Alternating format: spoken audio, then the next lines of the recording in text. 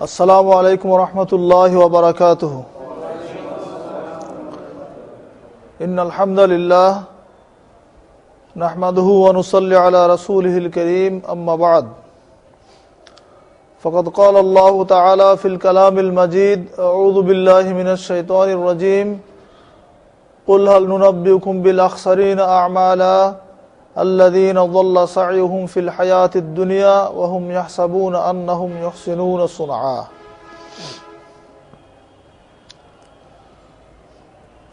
عن عائشة رضي الله عنها قالت قال رسول الله صلى الله عليه وسلم من أحدث في أمرنا هذا ما ليس منه فهو رد، متفق عليه। সাপ্তাহিক তালিম বৈঠকে উপস্থিত সম্মানিত দ্বীনী ভাইয়েরা, আজকে আমরা মিলাদ প্রসঙ্গ এ বিষয়ে আলোচনা করব ইনশাআল্লাহ, মা তৌফিক ইল্লা বিল্লাহ। ঈদে মিলাদুন নবী আমাদের দেশে আর কয়েকদিন পরেই পালিত হবে। ৪ জানুয়ারি ঈদ মিলাদুন নবীর দিন 12 রবিউল আউয়াল। 12 রবিউল আউয়ালে এদেশ সহ উপমহাদেশে একটি নতুন দিন, মুসলমানদের তৃতীয় আরেকটি ঈদ হিসাবে এই দিনটি পালিত হয়, ঈদ মিলাদুন নবী। অর্থাৎ রাসূল সাল্লাল্লাহু আলাইহি ওয়াসাল্লামের জন্মদিন এবং একই দিনে তার মৃত্যুদিন, এই চিন্তা করে এই দিনটিকে ঈদ মিলাদুন নবী হিসাবে পালন করা হয়। এ প্রসঙ্গে আজকে আমরা সংক্ষেপে আলোচনা পেশ করব। আপনারা জানেন, মিলাদের উপরে মোহতারাম আমিরে জামাত প্রফেসর ডক্টর আসাদুল্লাহ আল গালিব স্যারের একটা বই আছে, মিলাদ প্রসঙ্গ। মিলাদ প্রসঙ্গ বইয়ের মধ্যে তিনি এ বিষয়ে দালিলিক আলোচনা উপস্থাপন করেছেন। সংক্ষিপ্ত বই হলো, ছোট বই হলো, মিলাদ সম্পর্কে জানার জন্য এই বইটি যথেষ্ট। কাজেই আজকে আমরা এই বই থেকে আমরা ধারাবাহিকভাবে কিছু আলোচনা পেশ করব ইনশাআল্লাহ।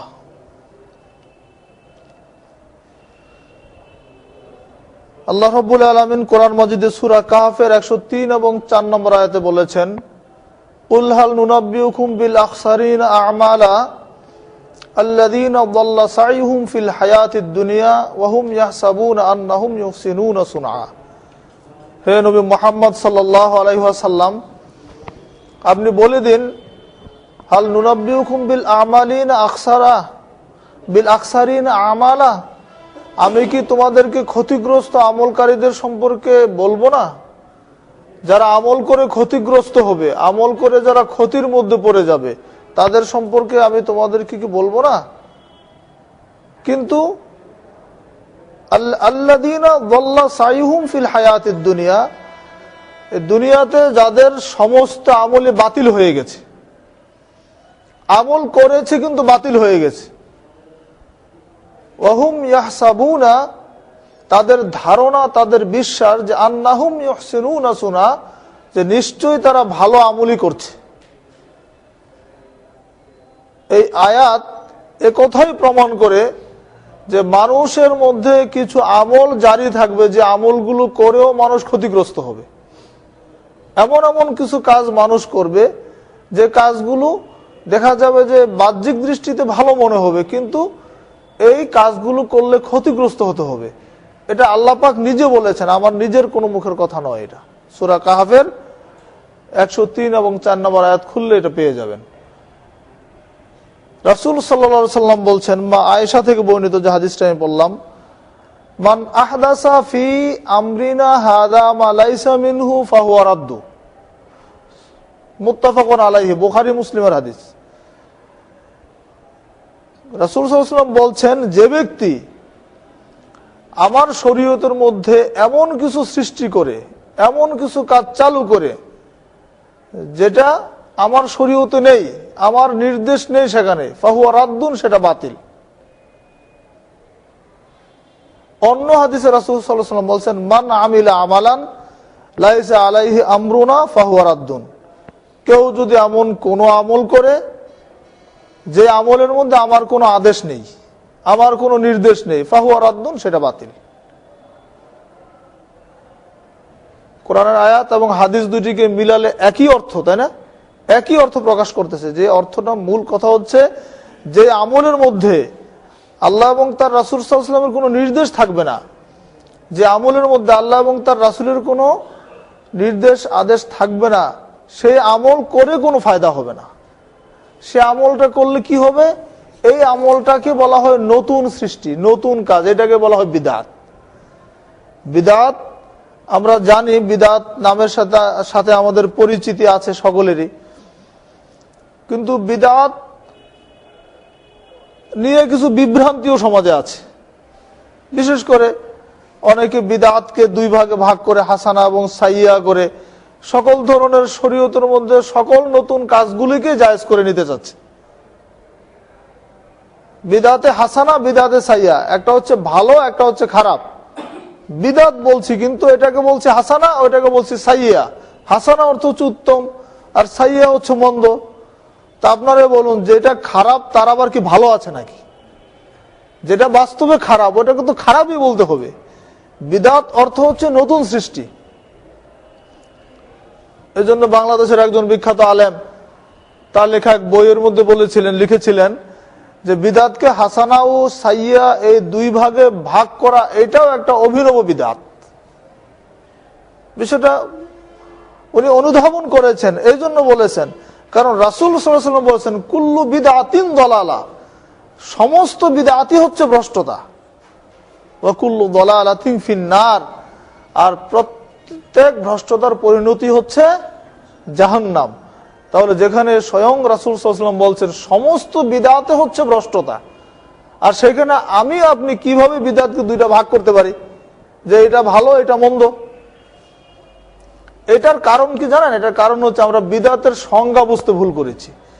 বিদআত হচ্ছে নতুন সৃষ্টি, যেটা আগে ছিল না, এখন তৈরি হয়েছে, এটাই হচ্ছে বিদআত।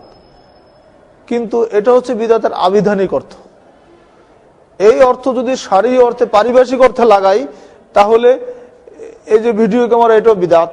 এটা নিশ্চয়ই রাসূল সাল্লাল্লাহু আলাইহি ওয়াসাল্লামের জামানায় ছিল না। এই মাইক, ইলেকট্রিসিটি, এই রেকর্ডার, হ্যাঁ, আধুনিক যত যন্ত্রপাতি এখন সমাজে আছে, এইগুলো কোনোটাকে রাসূল সাল্লাল্লাহু আলাইহি ওয়াসাল্লামের জামানায় ছিল? কোনোটাই তো ছিল না। তাহলে সবগুলোই তো বিদআত। হ্যাঁ, এইগুলো বিদআত। এগুলো হচ্ছে আবিধানিক বিদআত, লঘবী অর্থে বিদআত। এগুলো শরীয়ত নয়, কারণ এইগুলোর মধ্যে কোনো নেকি উদ্দেশ্য নেই। আমি মাইকে আজান দিলে নেকি বেশি হবে আর মুখে দিলে কম হবে, এমন কোন নিয়ত কি আমাদের থাকে? এমন কোন কথা কি কোথাও আছে? নেই। হ্যাঁ, আমি চশমা চোখে দিয়ে কোরআন তেলাওয়াত করলে নেকি বেশি হবে আর খালি চোখে পড়লে কম হবে, বা খালি চোখে পড়লে বেশি হবে, চশমা দিলে কম হবে, এমনটা তো নেই। তাহলে বোঝা যাচ্ছে এইটা হচ্ছে বৈষয়িক ব্যাপার, এটা শরীয়ত নয়। শরীয়তের মধ্যে যেটা নতুন সৃষ্টি হবে, মান আহদাসা ফি আমরিনা, আমরিনা কি?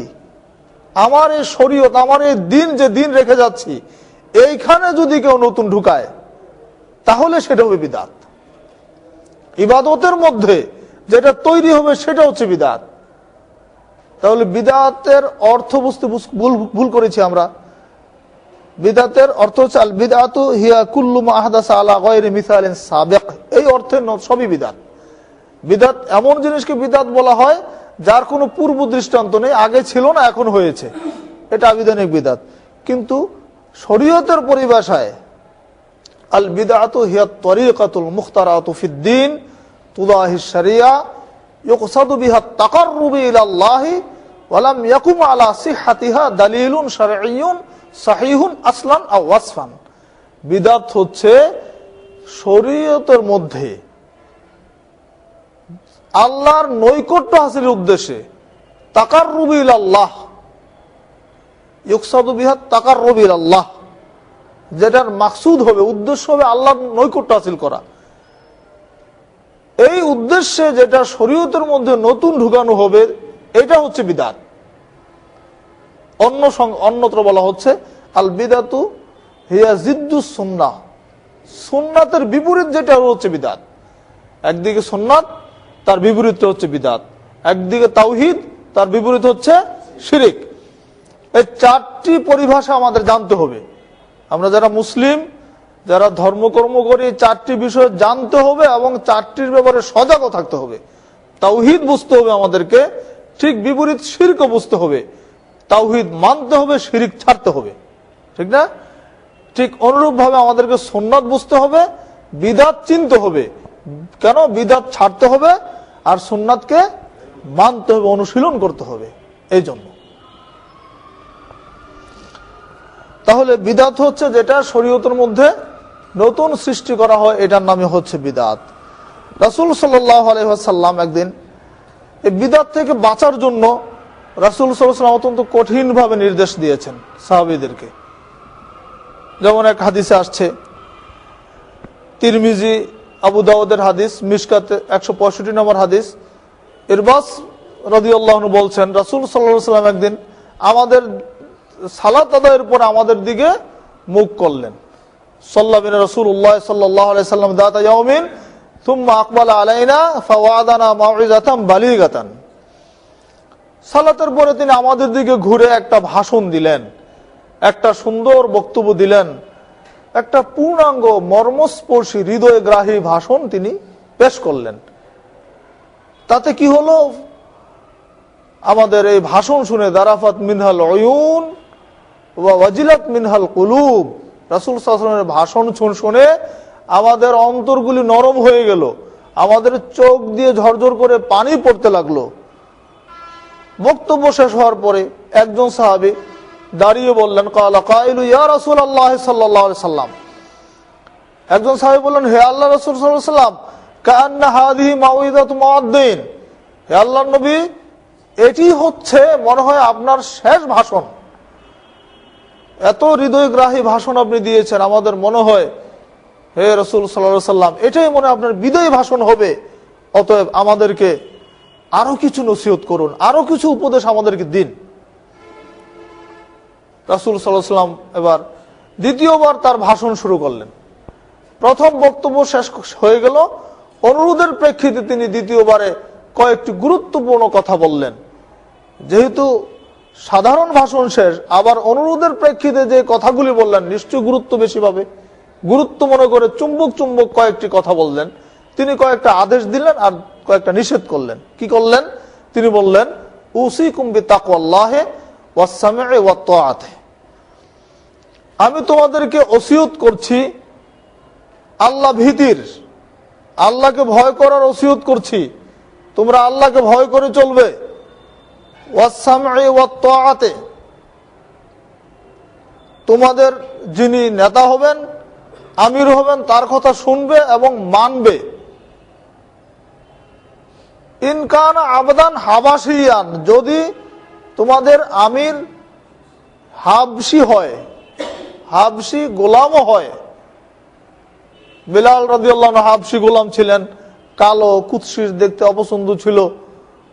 কাজে ওই শ্রেণীর মানুষ নেতা হতে পারে না।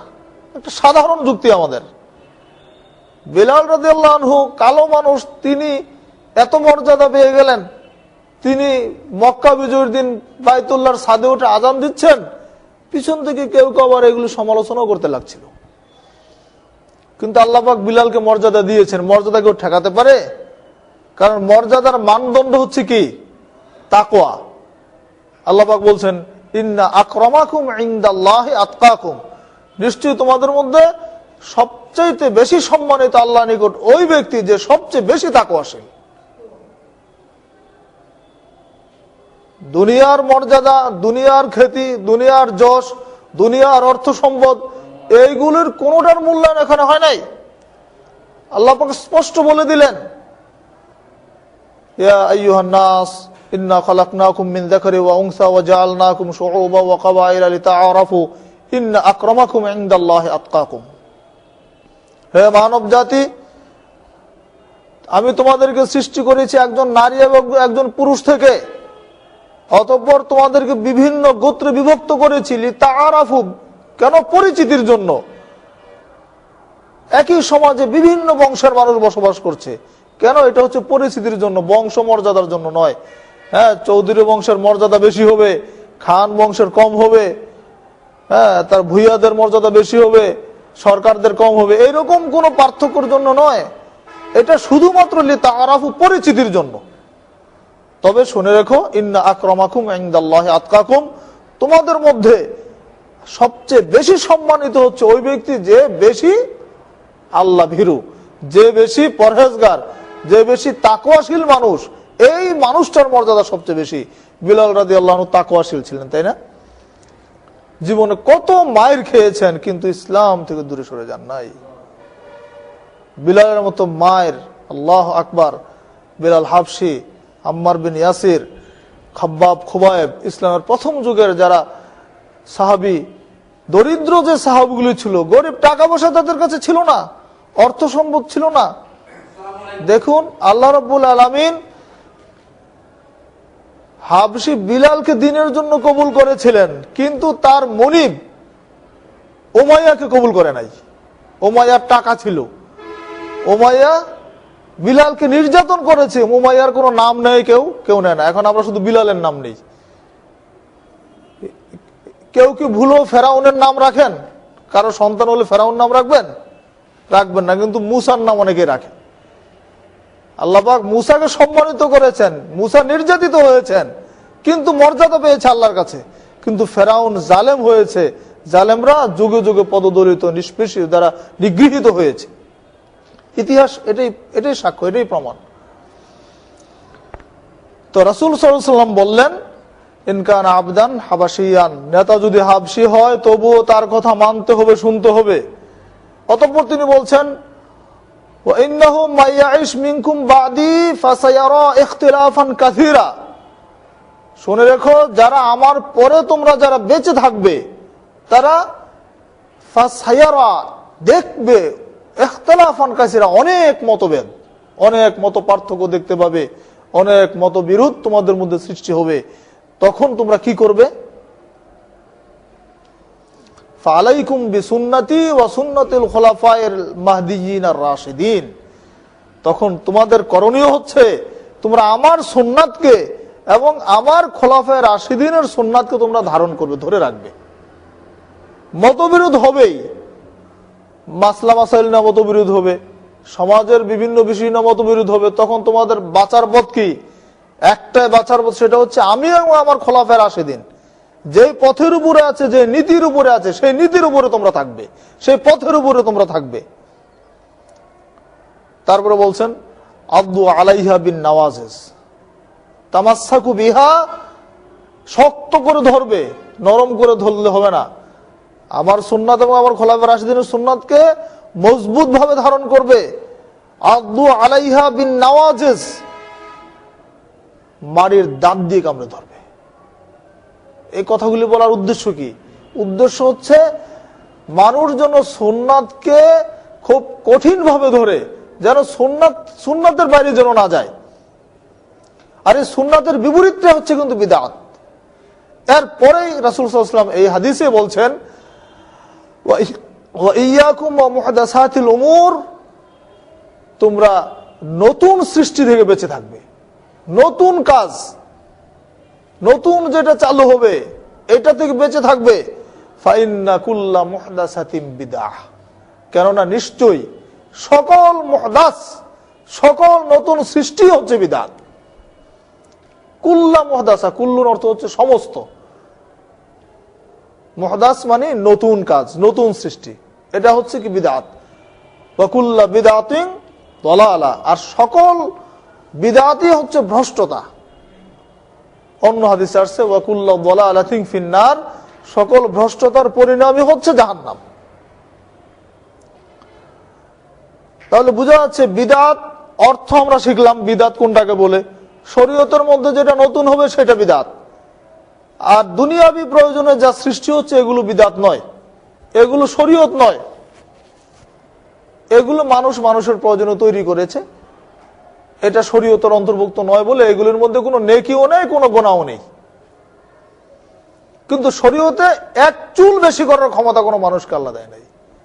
মানুষ ইবাদত তৈরি করার ক্ষমতা আল্লাহ পাক মানুষকে দেন। মানুষ বিমান বানাইতে পারে, রকেট বানাতে পারে, মঙ্গল গ্রহ যেতে পারে, চাঁদে যেতে পারে, আরো কত কিছু আবিষ্কার করতে পারে। এটা মানুষকে আল্লাহ এই ক্ষমতা দিয়েছে, এই ছোট্ট ব্রেনের মধ্যে এই চিন্তা শক্তি মানুষকে দিয়েছে। মানুষের ক্ষুদ্র ব্রেন নিয়ে চিন্তা করে অনেক কিছু আবিষ্কার করতে পারে, এটা আল্লাহ পাকের বিশেষ রহমতই পারে। কিন্তু মানুষকে আল্লাহ তার ইবাদত তৈরি করার ক্ষমতা দেয় না। কি দিয়েছে? যদি দিত তাহলে তো হতো আমরা যার মতো যা ইচ্ছা বানিয়ে নিতাম। ইবাদত হচ্ছে তাওকীফি, এটা আসমান থেকে এসেছে, ঠিক যেভাবে এসেছে সেইভাবেই আমাদের করতে হবে, কম বেশি করা যাবে না। এটাই হচ্ছে আমাদের মৌলিক বক্তব্য। আর যদি করি কি লাভ ক্ষতি কি হবে? ধরে নিলাম যে এটা তো ভালো কাজে, সমস্যা কি? ঈদ মিলাদুন নবীর দিনে কোরআন হাদিসের আলোচনা হয়, রাসূল সাল্লাল্লাহু আলাইহি ওয়াসাল্লামের জীবনী আলোচনা হয়। এই দিনে আল্লাহ নবীর জন্ম মৃত্যু দিবস মনে করে আমরা নফল সিয়াম রাখলাম, আমরা নফল সালাত আদায় করলাম, ইবাদতই তো করলাম। ক্ষতিটা কোথায়? সমস্যাটা কোথায়? সমস্যাটা কোথায়? আগের হাদিস আপনাদেরকে আমি শুনিয়েছি, 2টা হাদিস শুনিয়েছি, তাই না? কোরআন আয়াত শুনিয়েছি। সমস্যা ওইটাই, রাসূল সাল্লাল্লাহু আলাইহি ওয়াসাল্লাম করেন নাই, করার ক্ষমতা আমাদের নাই। তাই ওমর ফারুক রাদিয়াল্লাহু আনহু হাজরে আসওয়াদ চুমু খেতে গিয়ে যে কথাটা বলেছেন, আগেও বলেছি আপনাদেরকে হাদিস, তিনি হাজরে আসওয়াদকে চুমু খেতে গিয়েছেন, একটা কালো পাথর। এই পাথরের করার কোনো ক্ষমতা আছে? যারা হজ করতে গিয়েছেন দেখেছেন, তিনি হাজরে আসওয়াদ চুমু খেতে গিয়ে বলছেন, ইন্নী লাআলামু আন্নাকা হাজার মা তানফা ওয়ালা তাদার ওয়ালাউলা আন্নী রাআইতু রাসূলুল্লাহ সাল্লাল্লাহু আলাইহি ওয়াসাল্লাম ইউকাব্বিলুকা মা কাব্বালতুকা। তিনি বলছেন, হে পাথর, আমি জানি, ইন্নী লাআলামু, নিশ্চয় আমি, অবশ্যই জানি, আন্নাকা হাজার, তুমি একটা পাথর, মা তানফা ওয়ালা তাদার, তুমি আমার কোনো উপকার করার ক্ষমতা রাখো না, আমার কোনো ক্ষতিও করতে পারো না। ওমর ফারুক রাদিয়াল্লাহু আনহু পাথরের কাছে হাজরে আসওয়াদ চুমু খেতে গিয়ে কথা বলছেন। তবে পাথর শুনে রেখো, ওয়ালাউলা আন্নী রাআইতু রাসূলুল্লাহ সাল্লাল্লাহু আলাইহি ওয়াসাল্লাম, যদি আমি ওমর আমার নবী রাসূল মুহাম্মদ সাল্লাল্লাহু আলাইহি ওয়াসাল্লামকে তোমাকে চুমু খেতে না দেখতাম, মা কাব্বালতুকা, আমি ওমর কখনোই তোমাকে চুমু খেতাম না। সুবহানাল্লাহ। ছোট্ট কথার মধ্যে কত শিক্ষণীয় বিষয় আছে এখানে।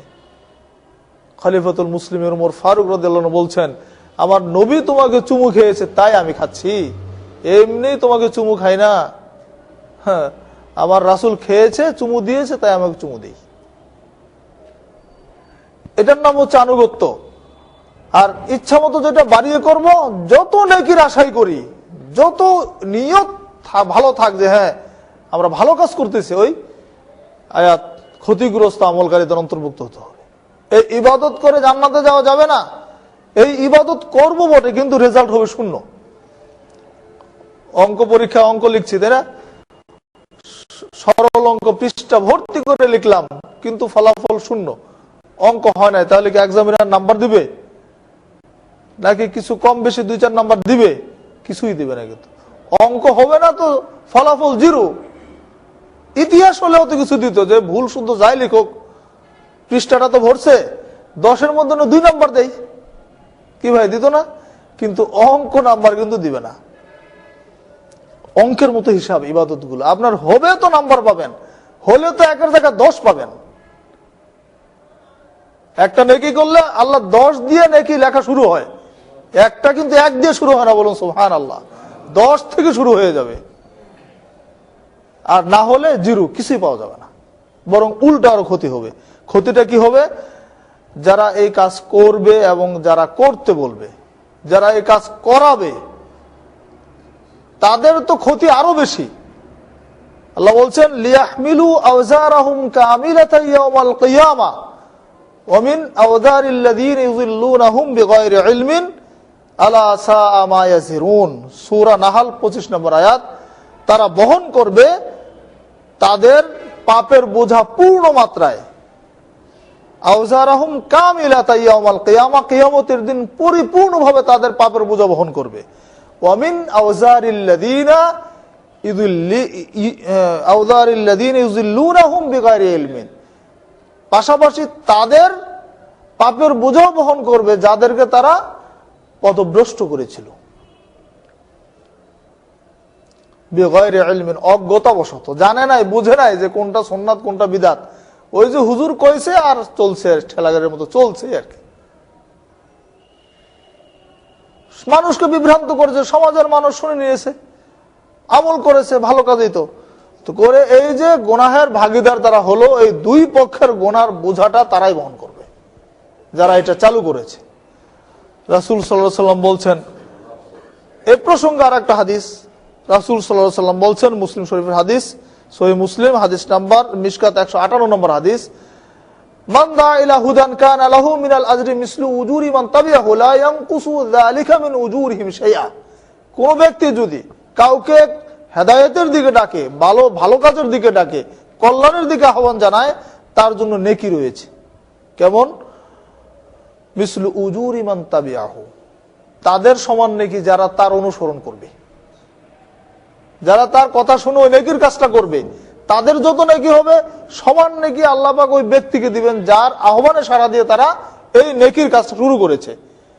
কিন্তু লা ইয়ানকুসু যালিকা মিন উজুরিহিম শাইআ, আল্লাহ নবী সাল্লাল্লাহু আলাইহি ওয়াসাল্লাম বলছেন তাদের নেকির কিন্তু কোনো কম হবে না। সুবহানাল্লাহ, তাদের নেকি কম হবে না, উপরন্তু তারা একটা বোনাস বেশি পাবে।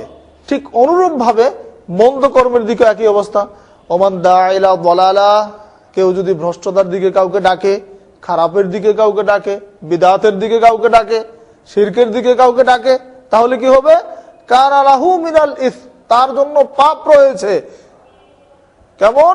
মিসলু আসামি মান তাবিআহু, ওই লোকগুলি এই কাজটা করে যত গুনাহ করবে সমান গুনাহ, সমান পাপ আল্লাহ ওই ব্যক্তিকে দিবে। লা ইয়ানকুসু যালিকা মিন আসামিহিম শাইআ, কিন্তু তাদের পাপ কিন্তু কম হবে না, তাদেরটা ঠিকই হবে, কিন্তু হওয়ার পরে ওই পরিমাণ পাপ আল্লাহ ওই ব্যক্তিকে দিবে। তাহলে দেখুন, এই বিদআত করে মানুষ কি পরিমাণ ক্ষতিগ্রস্ত হচ্ছে। মানুষ তো ক্ষতিগ্রস্ত হচ্ছে, যারা করেছে তারা কি পরিমাণ ক্ষতিগ্রস্ত হচ্ছে। আরেকটা হাদিস আপনারা জানেন, হাউজে কাউসারের পানি পান করানোর সময় যে দৃশ্যটা হবে, অত্যন্ত ভয়াবহ দৃশ্য সেটা। হাউজে কাউসারের পানি পানের গুরুত্ব কত বেশি।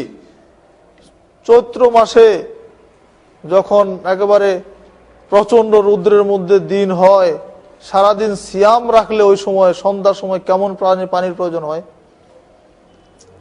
মনে হয় যে আর কোনো কিছু প্রয়োজন নাই, শুধু এক গ্লাস ঠান্ডা পানি দিলেই চলবে। মনে হয় যে কলিজা ফেটে যায়, তৃষ্ণায় বুকের ছাতি ফেটে যাওয়ার মতো অবস্থা। হাউজে কাউসার, হাসরের ময়দানে মানুষ দাঁড়িয়ে থাকবে কত কষ্টে, সূর্য মাথার নিকটে থাকবে, সূর্যের সমস্ত তাপ মানুষের উপরে পড়তে থাকবে। একটু চিন্তা করে দেখলে বোঝা যাবে যে পরিস্থিতি কত জটিল হবে। মানুষ তার পাপ অনুযায়ী ঘামের মধ্যে ডুবে থাকবে, প্রচন্ড গরমে মানুষ তৃষ্ণায় ছটফট করতে থাকবে। ওই সময়ে হাউজে কাউসারের এক গ্লাস পানির কত গুরুত্ব হবে। রাসূল সাল্লাল্লাহু আলাইহি ওয়াসাল্লাম বলছেন, ইন্নী ফারাতুকুম আলাল হাউদ মান মাররা আলাইয়া শারিবা, আমি হাউজের নিকটে চলে যাব সবার আগেই, যে ব্যক্তি আমাকে অতিক্রম করবে তাকে আমি পান করাবো, যে আমার পাশ দিয়ে যাবে তাকে আমি হাউজের পানি পান করাবো। ওমান শারিবা লাম ইয়াজমা আবাদান, যে একবার পানি পান করবে সে আর কখনো তৃষ্ণার্ত হবে না। সুবহানাল্লাহ, মান শারিবা লাম ইয়াজমা আবাদা, আবাদা মানে সব সময়, কখনোই হবে না সে। তিনি বলছেন লা ইয়ারিদান্না আলাইয়া আকওয়ামুন, এমন সময় কয়েকটা দল আমার দিকে আসতে থাকবে। আকওয়াম অনেকগুলি কওম, একটা কওম নয়, একটা দল নয়, অনেকগুলি দল আমার দিকে এগিয়ে আসবে। আরিফুহুম ওয়া ইয়ারিফুনানি, আমি তাদেরকে চিনব, তারাও আমাকে চিনবে। কিন্তু তারা যখন আমার কাছে আসবে, নিকটবর্তী হবে, তখন কি হবে? সুম্মা ইউহালু বাইনি ওয়া বাইনাহুম, তখন আমার এবং তাদের মাঝখানে আড়াল করে দেওয়া হবে, পর্দা দিয়ে দেওয়া হবে। তাদেরকে আমার কাছে আসতে দেওয়া হবে না। তারা আসছে, আমি দেখতে পাচ্ছি, আমি তাদেরকে চিনতে পারছি, এটা আমার উম্মত, কিন্তু আমার নিকটবর্তী হওয়ার আগে তাদেরকে আলাদা করে আড়াল করে দেওয়া হবে। রাসূল সাল্লাল্লাহু আলাইহি ওয়াসাল্লাম বলছেন, আমি বলবো ইন্নাহুম মিন্নি, ফেরেশতাদেরকে বলবো এরা তো আমার উম্মত, আমি তাদেরকে চিনতে পারছি, এদেরকে আসতে দেওয়া হচ্ছে না কেন? তখন ফেরেশতারা বলবেন, ইন্নাকা লা তাদরি মা আহদাসু বা'দাকা। হে নবী মুহাম্মদ সাল্লাল্লাহু আলাইহি সাল্লাম, নিশ্চয় আপনি জানেন না, ইন্নাকা লা তাদরি, নিশ্চয় আপনি জানেন না, মা আহদাসু বা'দাকা, আপনার পরে তারা কিরকম নতুন সৃষ্টি করেছিল, মুহদাস করেছিল, ইসলামকে বিকৃত করেছিল, আপনি জানেন না। এই জন্য তাদেরকে আর হাউজের পানি দেওয়ার সুযোগ নেই। তখন রাসূল সাল্লাল্লাহু আলাইহি ওয়াসাল্লাম বলবেন, সোহকান সোহকান লিমান গায়্যারা বাদি। আল্লাহ নবী কিন্তু খুশি হবেন না। খুশি হবেন? রাসূল সাল্লাল্লাহু আলাইহি ওয়াসাল্লামকে অপমান করলে তিনি খুশি হন? তিনি বলবেন, সোহকান সোহকান লিমান গায়্যারা বাদি, দূরে সরে যাও, দূরে সরে যাও, যারা আমার দ্বীনকে বিকৃত করেছিলে। কোনো খাতির করা হবে না, আল্লাহ নবীর দ্বীনকে বিকৃত করা হবে, আর তিনি আপনার সুপারিশ করবেন, চিন্তাই করা যায় না। তিনি গায়েব জানেন না, তিনি এখন সবকিছু জানতেছেন, এই কথা ঠিক নয়। আল্লাহ নবী হায়াতুন নবী নন, তিনি মসজিদে নববীতে শুয়ে সবকিছু জানেন, এই কথা মিথ্যা। যদি হতো তাহলে এই কথা বলতেন না, ইন্নাকা লা তাদরি। লা তাদরি বলার অর্থ কি? আপনি জানেন না, ফেরেশতারা জানিয়ে দিচ্ছে। আল্লাহ নবী জানেন না, ফেরেশতারা জানিয়ে দিচ্ছে যে এরা এই করেছিল, এদের প্রতিবেদন হচ্ছে এই, এদের এসিআর হচ্ছে এই, ঠিক না? এখন এসিআর এর ভিত্তিতে তো রিপোর্ট হবে, প্রমোশন হবে। রাসূল সাল্লাল্লাহু আলাইহি সাল্লাম বললেন, যাও, খালাস, তোমাদের কোনো সুপারিশ নেই, তাদের জন্য কোনো সুপারিশ করা হবে না। তাহলে যে মানুষটা দিন পালন করেছে কিন্তু রাসূল সাল্লাল্লাহু আলাইহি সাল্লামের নির্দেশের বাইরে চলেছে, রাসূল সাল্লাল্লাহু আলাইহি সাল্লামের তরিকার উপরে যে মানুষটা ছিল না, তাহলে ওই মানুষটার পরিণতি কি হবে? এজন্য ইমাম মালিক বিন আনাস রাহিমাহুল্লাহ বলছেন, ইন্না কুল্লা মা লাম ইয়াকুন আল আহদি রাসূলিল্লাহ সাল্লাল্লাহু আলাইহি সাল্লাম দীনান লাম ইয়াকুনিল ইয়াওমা দীনা। ইন্না কুল্লা মা লাম ইয়াকুন আল আহদি রাসূলিল্লাহ সাল্লাল্লাহু আলাইহি ওয়াসাল্লাম ওয়া আসহাবিহি দীনান লাম ইয়াকুনিল ইয়াওমা দীনা। নিশ্চয় যেটা রাসূল সাল্লাল্লাহু আলাইহি ওয়াসাল্লামের জামানায় এবং তার সাহাবীদের সময়ে যেটা দিন ছিল না, ধর্ম ছিল না, লাম ইয়াকুনিল ইয়াওমা দীনান, এটা আজকের দিনেও ধর্ম নয়। ইমাম মালিক বিন আনাস রাহিমাহুল্লাহ বলছেন, যেটা রাসূল সাল্লাল্লাহু আলাইহি ওয়াসাল্লামের জামানায় ধর্ম ছিল না, যেটা তার সাহাবীদের সময় ধর্ম ছিল না, আজকের যুগে সেটা ধর্ম হতে পারে না। তিনি আরো বলছেন, ওয়া মান ইবতাদা ফিল ইসলামি বিদআতান ফারাআ হাসানাতান, যে ব্যক্তি শরীয়তের মধ্যে বিদআত করবে এবং এটাকে হাসানা মনে করবে, উত্তম মনে করবে, ফাকাদ জামা, ওই ব্যক্তি যেন ধারণা করে নিল, আন্না মুহাম্মাদার রাসূলুল্লাহ সাল্লাল্লাহু আলাইহি সাল্লাম, নিশ্চয় নবী মুহাম্মদ সাল্লাল্লাহু আলাইহি ওয়াসাল্লাম কাদ খানার রিসালা, তিনি তার রিসালতে খেয়ানত করেছেন। বলুন নাউযুবিল্লাহ। আল্লাহ রাসূল সাল্লাল্লাহু আলাইহি ওয়াসাল্লাম তার রিসালতে খেয়ানত করেছেন? আপনাদেরকে বিশ্বাস আছে? আল্লাহ পাক তাকে যে দায়িত্ব দিয়ে পাঠিয়েছিলেন, তিনি এটা পূর্ণাঙ্গ করেই তো দুনিয়া থেকে বিদায় নিয়েছেন। এইটুকু বিশ্বাস তো আমাদের মুসলমান হিসেবে সবার আছে। একেবারে সহজ কথাটা যদি আমরা না বুঝি, ঠিক আছে, যেটা আল্লাহ রাসূল সাল্লাল্লাহু আলাইহি ওয়াসাল্লাম যেটা পূর্ণাঙ্গ করে গেলেন, আল্লাহর পক্ষ থেকে প্রাপ্ত দায়িত্ব তিনি বুঝিয়ে তার উম্মতকে নিকটে পৌঁছে দিলেন। পৌঁছে দেওয়ার পরে আবার আমাদের নতুন করে তৈরি করতে হয় কেন? যদি আমাদের নতুন করে তৈরি করতে হয়, তাহলে নিশ্চয়ই রাসূল সাল্লাল্লাহু আলাইহি ওয়াসাল্লাম কোনো কিছু কম করে গেছেন, আল্লাহর পক্ষ থেকে প্রাপ্ত দায়িত্ব পুরোপুরি তিনি পালন করেন নাই। নাউযুবিল্লাহ, এই অভিযোগ দেওয়ার কোনো ক্ষমতা আমাদের নাই। কারণ আল্লাহ পাক নিজেই বলেছেন, আল ইয়াউমা আকমালতু লাকুম দীনাকুম ওয়া আতমামতু আলাইকুম নি'মাতি ওয়া রাদিতু লাকুমুল ইসলাম দীনা। আজকের দিনে আমি ইসলামকে পূর্ণাঙ্গ করে দিয়েছি। অতএব পূর্ণাঙ্গতার পরে আর অপূর্ণাঙ্গতা থাকতে পারে না। এই জন্য ইমাম মালিক রাহিমাহুল্লাহ অত্যন্ত চমৎকার একটি কথা বলেছেন, যেটা রাসূল সাল্লাল্লাহু আলাইহি ওয়াসাল্লামের জামানায় দিন ছিল না, এটা পরবর্তী তার দিন হিসাবে পালন করা যাবে না। ঈদ মিলাদুন নবী এইরকম একটা দিন যেটা পরে চালু হয়েছে। ঈদ মিলাদুন নবী, আমরা মূল প্রসঙ্গে আসি। ঈদ মিলাদুন নবী অর্থ হচ্ছে জন্মের সময়কাল, আরবিতে যাকে মিলাদ বা মাউলিদ বলা হয়। মিলাদুন নবীর অর্থ হচ্ছে, মিলাদুন নবী হচ্ছে নবীর জন্ম মুহূর্ত। মিলাদ অর্থ হচ্ছে জন্মের মুহূর্ত, আর নবী তো নবী। তো নবীর জন্মের কাল সময়কালকে মিলাদুন নবী বলা হয়। অর্থাৎ যে সময় রাসূল সাল্লাল্লাহু আলাইহি ওয়াসাল্লাম জন্মগ্রহণ করেছেন যেই দিনে, সেই দিনটাকে মিলাদুন নবী বলা হয়। ওফাতুন নবী কিন্তু পালন হয় না। একটা হাসির ব্যাপার হলো যে মিলাদুন নবী এই দিনে তিনি মৃত্যুবরণ করেছেন, আবার জন্ম দিবস এটাই বলছে, পরে এই আলোচনা আসছি আমি, কিন্তু পালন করা হচ্ছে খুশিরটা, মিলাদুন নবী জন্ম দিবস। কিন্তু মৃত্যু দিবস নামে কোনো ওফাতুন নবী নামে কোনো দিন কিন্তু ওই নামে কিন্তু নেই। যে মৃত্যু স্বীকারই করতেছেন, ওফাতুন নবী করবে কিভাবে? ঠিকই বলেছেন, হায়াতুন নবী হলো তো মরছে না।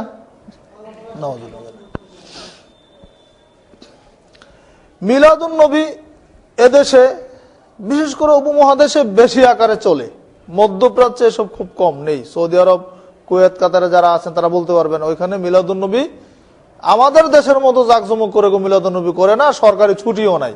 আমাদের দেশে তো মিলাদুন নবীর দিন সরকারি ছুটি, তার মানে এই দিনটা এত গুরুত্ব দেওয়া হচ্ছে যে এই দিন তোমরা এই নবীর জন্মদিবস হিসেবে পালন করো। কারণ নবীরটা জায়েজ করলে আরো অন্যটাও জায়েজ করা যাবে, তাই না? কিন্তু এই মিলাদুন নবীটা শুরু হলো কোন জায়গা থেকে একটু আমাদের জানতে হবে। যদি মিলাদুন নবী হাদিস ভিত্তিক ইবাদত হতো তাহলে তো এই বিষয়ে আমাদের কথা বলারই প্রয়োজন ছিল না। রাসূল সাল্লাল্লাহু আলাইহি ওয়াসাল্লামের জন্মদিন নিশ্চয়ই তিনি তার 23 বছরের নবুয়তি জীবনে তো 2-1 বার পালন করা উচিত ছিল, যে আমারটা আমি করে যে পরবর্তী তোমরা দেখে দেখে করবা। তিনি তো ইসলামের গোটাটাই আমাদের সামনে উপস্থাপন করলেন, আল্লাহর পক্ষ থেকে পেলেন আর কপি আমাদেরকে দিলেন। কিন্তু তিনি তার জন্মদিবস পালন করলেন কোথায়? ধরে নিলাম তিনি করেন নাই, তিনি তো বলছেন যে আমার খোলাফা রাশিদিনের সুন্নাত মানো। তাহলে চার খলিফার 2 জন হচ্ছেন তার শ্বশুর আর 2 জন হচ্ছেন তার জামাই। আবু বকর রাদিয়াল্লাহু আনহু, ওমর ফারুক রাদিয়াল্লাহু আনহু হচ্ছেন শ্বশুর, তাদের মেয়েকে তিনি বিবাহ করেছিলেন। আর ওসমান রাদিয়াল্লাহু আনহু এবং আলী রাদিয়াল্লাহু আনহু এই 2 জন ছিলেন তার জামাই, তাদের নিকটে তার নিজের মেয়েকে বিবাহ দিয়েছিলেন। তাহলে এদের এই 4 জনের চাইতে নিকট আত্মীয় কার কেউ আছে তার? এবং 4 জনই খলিফা, সুবহানাল্লাহ। 4 জনের 30 বছর শাসনামল ছিল, 4 জনের কেউ কি তাদের শ্বশুর বা জামাইয়ের জন্মদিন পালন করেছেন? কেউ দেখাতে পারবেন তারা করেছেন? করেন নাই, বাদ দিলাম, তাদের আমল শেষ। এরপরে 4 জন ইমামের নামে 4টা মাযহাব দেশে সারা পৃথিবীতে চালু আছে। ইমাম আবু হানিফা রাহিমাহুল্লাহ, ইমাম মালিক বিন আনাস রাহিমাহুল্লাহ, ইমাম আহমদ বিন হাম্বল রাহিমাহুল্লাহ, ইমাম শাফি রাহিমাহুল্লাহ, মুহাম্মদ বিন ইদ্রিস শাফি রাহিমাহুল্লাহ। এই 4 জন ইমামের 4 জনের কোন ইমাম কি রাসূল সাল্লাল্লাহু আলাইহি ওয়াসাল্লামের জন্মদিন পালন করেছেন মর্মে কোন দলিল আছে আপনাদের কারো কাছে? কেউ করেন নাই। তাহলে এত বড় একটি গুরুত্বপূর্ণ ইবাদত আমাদের দৃষ্টিতে বর্তমানে এইটা এইভাবে ছুটে গেল বছরের পর শত শত বছর ধরে। আর এইটা নিয়ে এখন আমরা এত টানা হেঁচড়া শুরু করেছি, মনে হচ্ছে যে ফরজ সালাত পড়ার দরকার নাই, ঈদ মিলাদুন নবী করলেই হবে। বাস্তবে তাই, মানুষ আমরা অনুষ্ঠান প্রিয় হয়ে গেছে, অনুষ্ঠান হলে করতে ভালো লাগে। কিন্তু এই ভোর রাতে উঠে তাহাজ্জুদের এই শীতের মধ্যে ল্যাব ছেড়ে দিয়ে ওযু করে মসজিদে যাব, এটা কি খুব সহজ ব্যাপার? এটা করতে পারি না। পারি আমরা কোনটা? অনুষ্ঠান করব, একটু গান মানে মাইক টেক বাজাবো, একটু আলোচনা করব, একটু জিলাপি খাবো, হ্যাঁ, এটার মধ্যে একটা আলাদা ইমেজ আছে, সেটা কিন্তু আমরা করি। কিন্তু আমরা 5 ওয়াক্ত সালাত কিন্তু মসজিদে যেতে পারি না, যে সালাত কাজা করার কোনো সুযোগ নাই। হ্যাঁ, সালাত কাজা করার কোনো সুযোগ নেই। আজান শুনে মসজিদে না গেলে আল্লাহ রাসূল সাল্লাল্লাহু আলাইহি ওয়াসাল্লাম বলছেন আমার ইচ্ছা হয় যে তাদের বাড়ি ঘরে আগুন লাগিয়ে দিই। শুধু দেই না কেন, ওই বাড়িতে বাচ্চারা আছে এই জন্য। এইরকম নির্দেশ হচ্ছে সালাতের। বাইনাল কুফরি ওয়াল আবদে তারকুস সালাহ, কুফরি এবং আবদের মধ্যে, বান্দার মধ্যে, ইবাদতের মধ্যে পার্থক্য হচ্ছে সালাত। আর সালাত এমন এক ইবাদত, আউয়ালু মা ইউহাসাবু আল আবদু ইয়াউমাল কিয়ামাহ সালাহ, কিয়ামতের দিন প্রথম হিসাব হবে সালাতের। এই প্রথম হিসাবে যে টিকে যাবে, হিসাব দিতে পারবে, তার সবগুলি সহজ হয়ে যাবে। আর এইখানে যে আটকে যাবে তার কোনোটাই সে আর পারবে না। তাহলে এই সালাতের প্রতি আমরা অত গুরুত্ব দেই না যতটুকু গুরুত্ব দেই ঈদ মিলাদুন নবী, শবে বরাত, কিয়াম, হ্যাঁ, ওরস মুবারক, কত কিছু অনুষ্ঠান সমাজে চলতেছে এখন। দেখেন না এখন চন্দ্রপুরী, সারা বাংলাদেশে ব্যানার আর ব্যানার ছেয়ে গেছে একেবারে। একজন আটরশি আর একজন চন্দ্রপুরী, একই গ্রামে, দুইজন একই পীর সাহেবের নেসবত, এনায়েতপুরী, তাই না? নেসবত এনায়েতপুরী না? কোটি কোটি টাকা এদের ব্যয় হচ্ছে। আমি গত 3 দিন আগে কুমিল্লা থেকে ঢাকা হয়ে বগুড়া হয়ে রাজশাহী আসলাম, প্রত্যেকটা জায়গায় ব্যানার, আর ব্রিজের মধ্যে প্রতিটা খুঁটির মধ্যে পিলারের মধ্যে একটা একটা করে বাঁশ টানিয়ে আর মাথার মধ্যে চন্দ্রপুরী লাগিয়ে রাখছে। তাহলে কি পরিমাণ পয়সা খরচ করতে হয়েছে? তাহলে মানুষ কিভাবে বাতিলের দিকে দৌড়াচ্ছে? ওইখানে কি আছে? কোরআন হাদিস ভিত্তিক কোন আমল নেই। এমন কিছু জিকির আছে যে জিকিরের আপনি অর্থও বুঝবেন না, জিকিরের ভঙ্গিও বুঝবেন না, শুধু নাচানাচি ছাড়া কিছু নেই। এরাও তো মুসলমান। আটরশির পীর সাহেবের তো মাশাআল্লাহ ক্লিন শেপ, উনি তো পীর, তার মুরিদ লক্ষ লক্ষ মানুষ। আমি দোষারোপ করতে চাচ্ছি না, বাস্তবতা বলতেছি। মানুষ কিভাবে বিভ্রান্ত হচ্ছে, আর ধর্ম নিয়ে মানুষ কিভাবে ব্যবসা করতেছে। ধর্ম নিয়ে মানুষ ব্যবসা করতেছে, হক পড়ে আছে এক জায়গায়, মানুষ ছড়ছে একদিকে। আপনাদেরকে জানিয়ে দিচ্ছি মিলাদ শুরু হয়েছে কবে। মিলাদ শুরু হয়েছে 604 হিজরিতে, মতান্তরে 625 হিজরিতে। তাহলে আল্লাহ রাসূল সাল্লাল্লাহু আলাইহি ওয়াসাল্লাম মৃত্যুর কত বছর পরে? তিনি মৃত্যুবরণ করেছেন 11 হিজরিতে। এবার 11 থেকে 604 বাদ দেন, বা 625 থেকে 11 বাদ দেন, তাহলে কত হয়? 614 বছর পরে। রাসূল সাল্লাল্লাহু আলাইহি ওয়াসাল্লামের 614 বছর পরে মিশরের সুলতান সালাউদ্দিন আইয়ুবীর নাম আপনারা শুনেছেন, ইতিহাস যারা জানেন। 532 থেকে 589 হিজরি পর্যন্ত তার সময়কাল ছিল। তার পক্ষ থেকে ইরাকের এরবল নগরীতে নিয়োজিত একজন গভর্নর ছিল, নাম ছিল আবু সাঈদ মুজাফফর উদ্দিন কুকুবুরি। ইরাকের এরবল নগরীর গভর্নর আবু সাঈদ মুজাফফর উদ্দিন কুকুবুরি নামে এক ভদ্রলোক, তিনি প্রথমে মিলাদ চালু করেন। সময়টা হচ্ছে 604 অথবা 625। 604 ধরলো মোটামুটি 600 বছর পরে, 595 বছর পরে। রাসূল সাল্লাল্লাহু আলাইহি ওয়াসাল্লামের মৃত্যুর 595 বছর, মতান্তরে 614 বছর পরে ইরাকে প্রথমে মিলাদ চালু হয়। আর যত জাল হাদিস তৈরি হয়েছে তার ইরাকই হচ্ছে মূল। ইরাককে জাল হাদিসের টাকশাল বলা হতো। টাকশাল মানে যাদের টাকা বানায়, তো ইরাককে বলা হতো জাল হাদিসের টাকশাল। ওখানে হাদিস ছোট হয়ে যায় তো বড় হয়ে বেরিয়ে আসতো। আল্লামা খলিলি রাহিমাহুল্লাহ তিনি বলছেন যে একমাত্র শিয়ারা প্রায় 3 লক্ষাধিক হাদিস রচনা করেছে। নাউযুবিল্লাহ। তাহলে এখন আমরা যে বলি যে সহিহ হাদিস মানতে হবে, অনেকে বলে যে এরা সহিহ হাদিস করে। হাদিস আবার জাল হয় নাকি? হাদিস কি আবার জাল জয়ীফ হয়? বা টাকা কি জাল হয়? টাকা জাল হয়, হাদিসও জাল হয়, নবীও জাল হয়। আল্লাহ রাসূল সাল্লাল্লাহু আলাইহি ওয়াসাল্লাম মৃত্যুর পরে 4 জন ভণ্ড নবী আসে না একসঙ্গে? 4 জন তো ভণ্ড নবী, তারা তো নবী দাবি করছে। নবী স্বয়ং জাল হয়ে যাচ্ছে, আর হাদিস জাল হবে না? খুবই সহজ বুঝার জন্য। তারা নবী দাবি করতেছে, আর রাসূল সাল্লাল্লাহু আলাইহি ওয়াসাল্লাম বলছেন যে আমার পরে যদি কোনো নবী হতো, কে হতো? ওমর। হলে ওমর হতো, তার মানে হবে না। অন্য হাদিসে বলছে যে একটা দেয়ালের একটা ইট ফাঁকা ছিল, সেই ইটটা দিয়ে আল্লাহ পাক নবুয়তের এই দেয়ালটা পূর্ণ করে দিয়েছেন, সেই ইটটা হলাম আমি। তার রাসূল সাল্লাল্লাহু আলাইহি ওয়াসাল্লাম হচ্ছেন আখিরি নবী, শ্রেষ্ঠ নবী, সর্বশেষ এবং সর্বশ্রেষ্ঠ নবী হচ্ছেন তিনি। তাহলে হাদিস জাল হওয়া তো খুবই স্বাভাবিক। মানুষ হাদিস জাল করেছে। যেমন একটা জাল হাদিস বলি, আল বাজিনজানু শিফাউল লিকুল্লি দাইন, বেগুন সকল রোগের ঔষধ। বেগুন, এই যে আমরা বেগুন খাই না বাজারে, হ্যাঁ, এই বেগুন নাকি সকল রোগের ঔষধ। যারা এখানে মেডিকেল সায়েন্সের যদি কেউ থাকেন বা ডাক্তার কেউ থাকেন, আপনারা বলতে পারবেন যে বেগুন তো অনেক রোগের ক্ষতির কারণ, ঠিক না?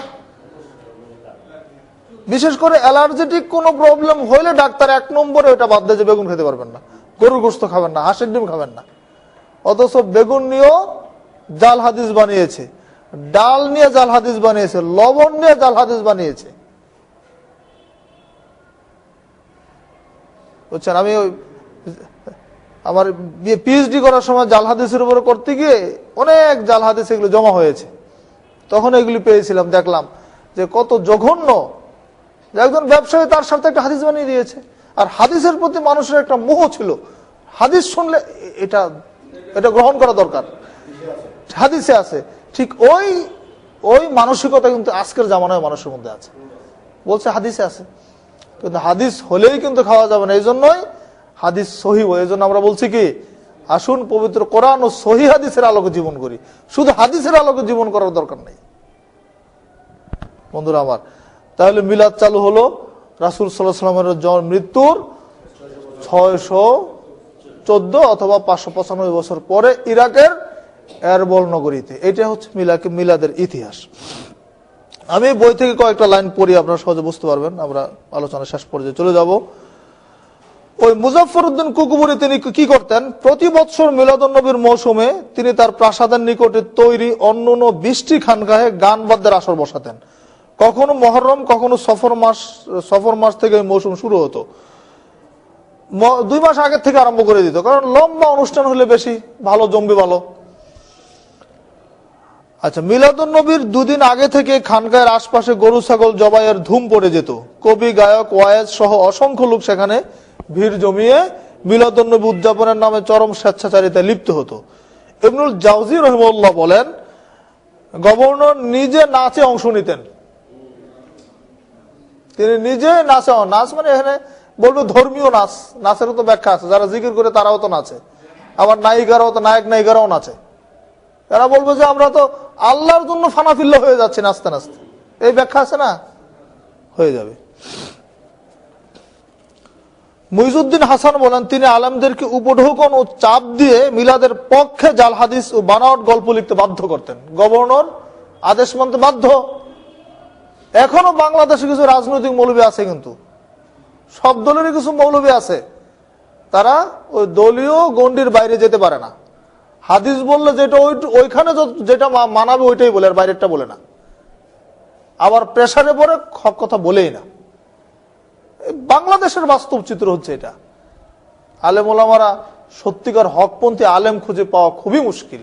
কোথায় পাবেন? আপনার সরত তো ঠিকই আছে, বরং আরো বেশি আলখিল্লাদারি, জুব্বাদারি, মাথায় পাগড়ি, হ্যাঁ সবই ঠিক আছে, কিন্তু ভিতরে কিছু নেই।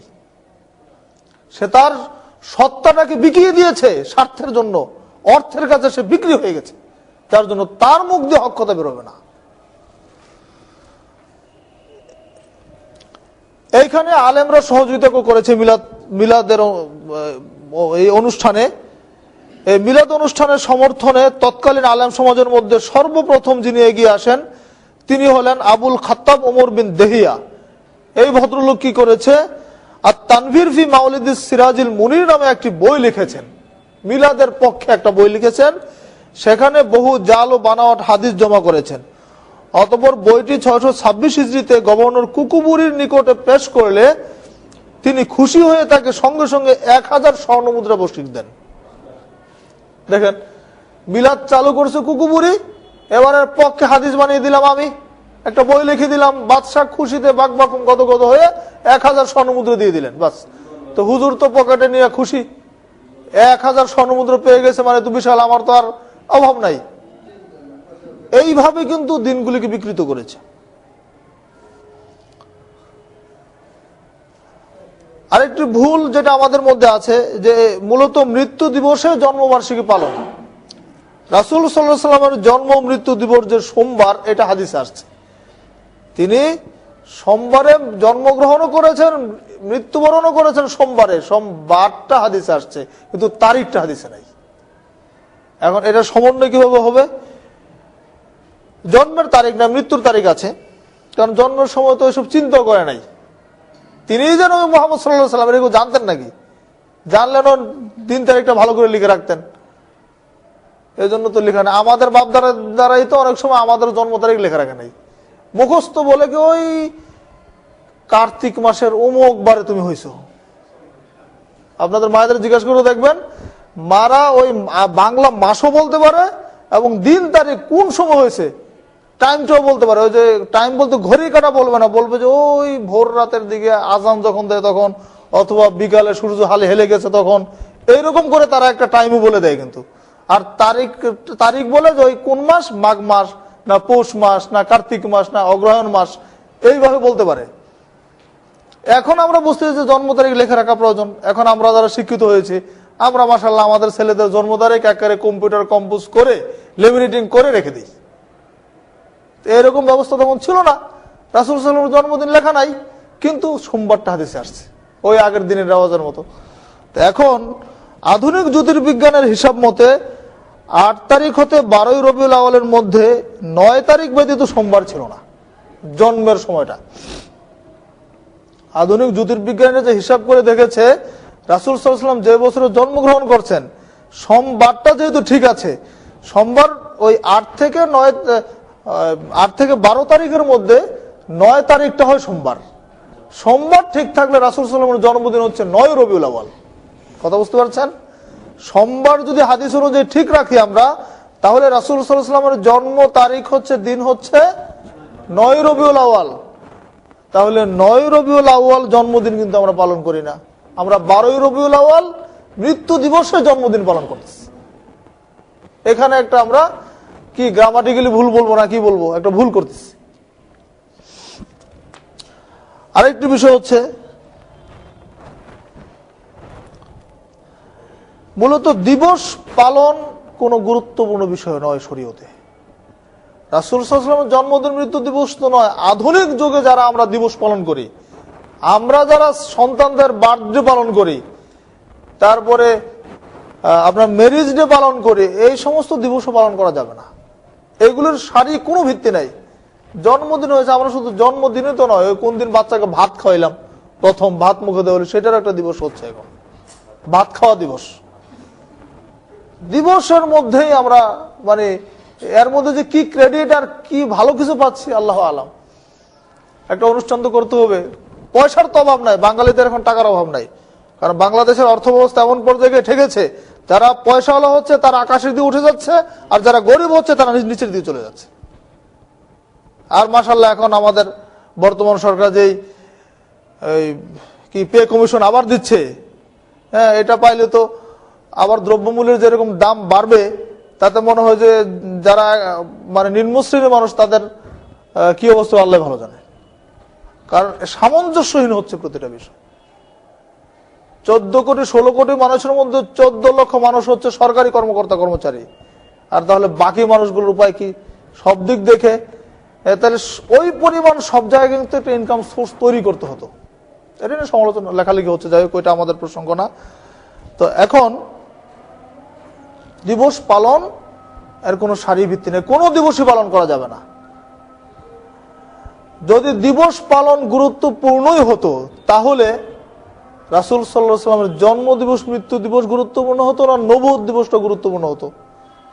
নিশ্চয় নবুয়ত দিবস পালনে যদি গুরুত্বপূর্ণ হতো, তাহলে তো বদরের দিবস পালন করা উচিত ছিল, তাই না? বদরের যুদ্ধে যেখানে 313 জন সাহাবী মাত্র আর 1000 কাফের সৈন্য, তাদের মোকাবেলা করে প্রথম যুদ্ধ মুসলমানদের, যে যুদ্ধে রাসূল সাল্লাল্লাহু আলাইহি ওয়াসাল্লাম মুসলমানরা বিজয়ী হয়েছিলেন, ইতিহাসের মোড় পরিবর্তন হয়েছিল বদর যুদ্ধ থেকে।